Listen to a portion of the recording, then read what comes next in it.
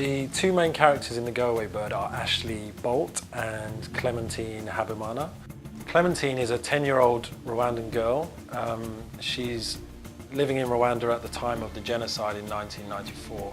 And her parents, her father is a Hutu and her mother is Tutsi, which means she's in a very vulnerable position when the genocide erupts. And she, with her family, have to run for their lives. When the book opens, we meet Ashley. He's living in a very grim housing estate. He's very down on his luck. He's trying to make ends meet by teaching singing.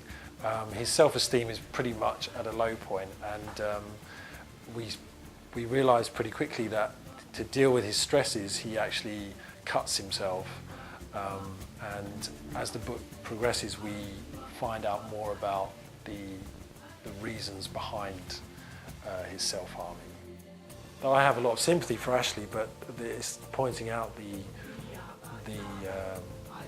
absurdity of self-harming and self-abuse when compared to what people in places like Rwanda in 1994 were having to deal with, real issues of, you know, running for your life and running from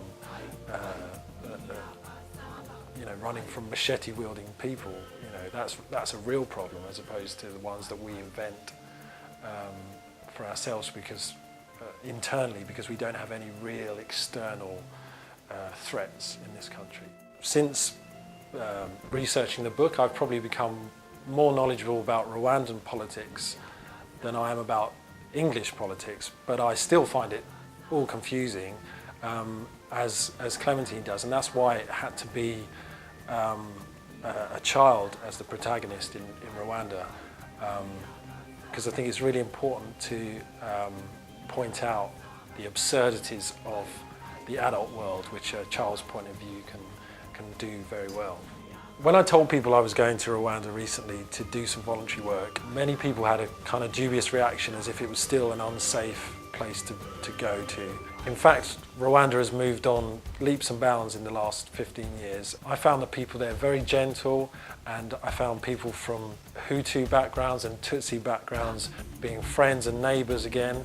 There's very much an emphasis on not calling people Hutu or Tutsis. They very much call themselves Rwandans.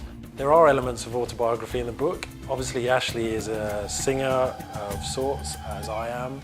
The book is about the differences in societies, in these two societies in the book, but it's also about the similarities between human beings and the connections they make wherever in the world they come from originally.